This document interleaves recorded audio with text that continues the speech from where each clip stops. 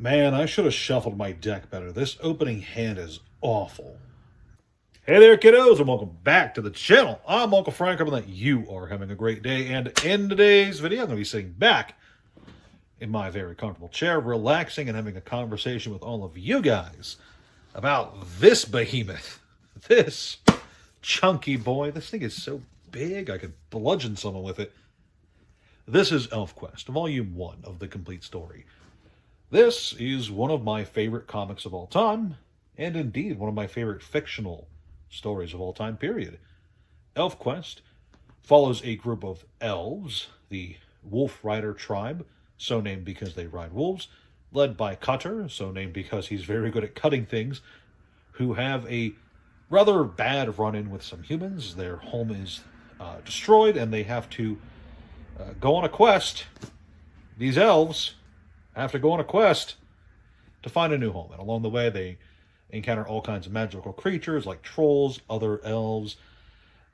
They get into all kinds of trouble trying to just find a new way of life for themselves after their home is uprooted. And it's a very nice adventure, high fantasy series that has some really memorable characters, some really fun moments of not just magic, but mundane wonder, just kind of showcased well on the pages.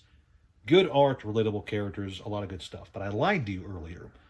While this is a great story, and this is like the #1 fantasy comic I would recommend to you, if there was one you could read in your entire life, I would like it to be this. But I did lie to you. This video is not about ElfQuest. I'm going to put this down now because this is actually kind of heavy. No, this video is about the fact that I did not like ElfQuest at first. When I first encountered the series, back when I was in, like, middle school, I was aware of it. But I was a snobbish middle school Frank instead of a refined, eloquent, dapper adult Frank. And I turned my nose up at it because it wasn't Spider-Man. It wasn't Batman. It was a comic book that didn't have superheroes in it. How awful. And I did read an issue or two back then. I was aware of the series. And it is a long-running series, don't get me wrong. But I completely ignored it for a few years after I was first introduced to it. And I'm only a fan of it now. I'm only a fan of this. Again, I really like this series. It's really good. But I'm only a fan of it now because when I was in high school, I think, a friend of mine just went out of his way to sell the series to me. Like, did a whole advertising spiel on why it's great, why I should read it, what some of the cool plot points are and all that jazz. And I was like, okay, I'll give it a try. And this was during a time period when I was like really into anime and manga. I was really into Full Metal Alchemist. I was really into The Legend of Zelda. So he kind of used those as selling points too. It's got a really complex, long-going narrative like Full Metal Alchemist. It's got elves like Legend of Zelda. It's cool fantasy and all that jazz. So he used a bunch of things that I liked to sell to me. So I went back and tried it, starting with Volume 1, read the story. And as I read it, as I gave it this second chance on my friend's recommendation, I did find myself enjoying it greatly. And eventually it became not just a series I enjoyed a lot, it became one of my favorite series. Easily one of my favorite comics. And, that's the thing I really want to talk about in this video, is not giving things a second chance. Not just that you should watch or read ElfQuest. I think there was an attempt at an ElfQuest cartoon back in the day, but topic for another time. Not even that you should play the ElfQuest board game, because there is an ElfQuest board game, and it exists. No, the point of this video is that you should talk to people. And if they're trying to recommend things to you, take them at face value and give it a try. Give it an earnest try. You see, I've always firmly believed that the best advertisement is word of mouth. And having people who are passionate about something, who are huge fans about something, who are telling you about something, telling about a series or a movie or a game or whatever have you, because they really like it and they want to share what they enjoy with you, I believe that is way better as a way to grow a fan base compared to people on YouTube channels who are paid to advertise a video game because they want to stuff their pockets quick. And I understand. I'm not disparaging anyone who takes ad money. That's not what I'm saying here. I'm not trying to spit on them or anything like that. But it does feel disingenuous to me to have something advertised to me where someone's just going down a list of pre-selected lines to feed to the audience instead of giving their honest and wholehearted opinion on a subject.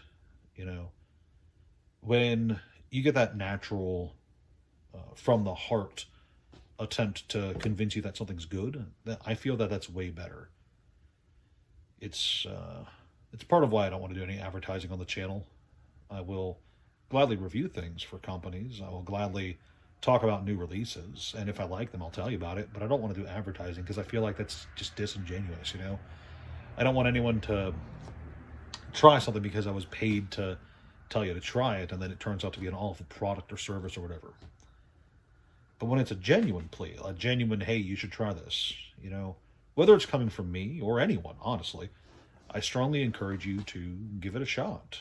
Because if someone's sharing their passion with you, if someone's telling you, hey, this TV show or this anime or this movie or this video game or this board game is good, they're probably just looking for someone to enjoy the same thing that they enjoy. They're probably trying to spread that happiness, that love, and that passion far out there, you know?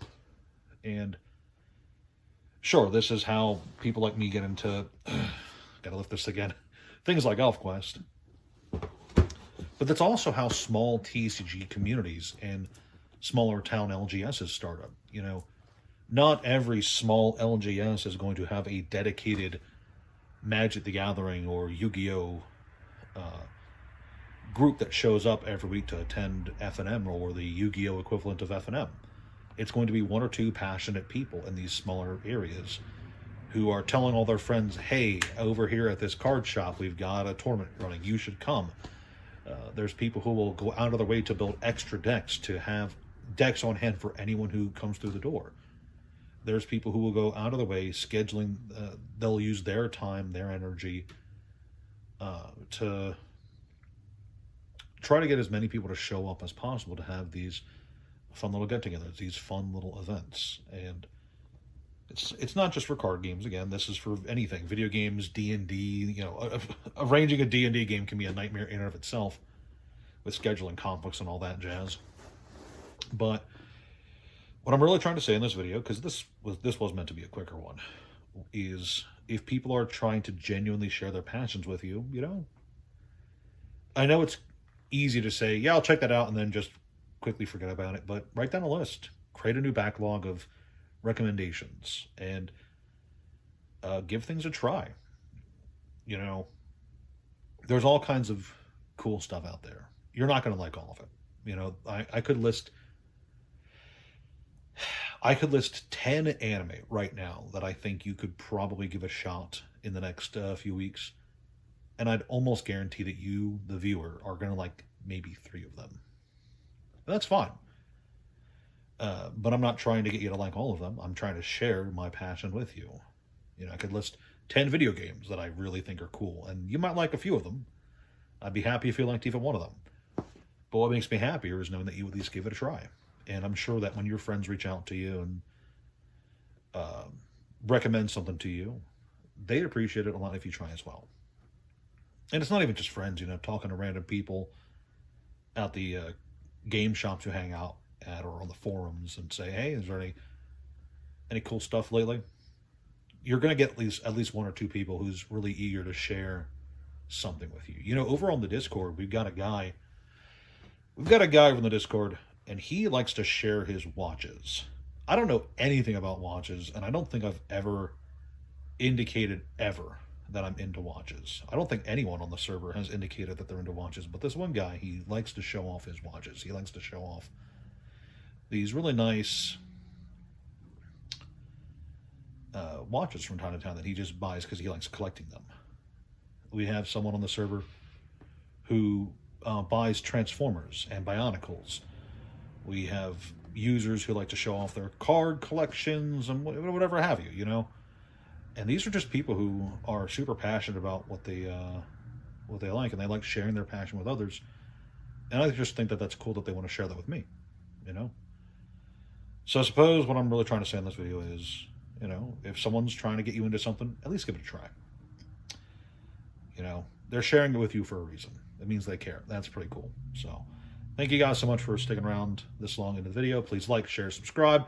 Do you have something you think is really cool that you want me to know about? Let me know in the comment section down below. Check out the Discord. It's a really cool place with a lot of really cool people. Check out the Patreon if you feel so inclined. And yeah, that's really all I got. Thank you for watching, and I'll see you next time.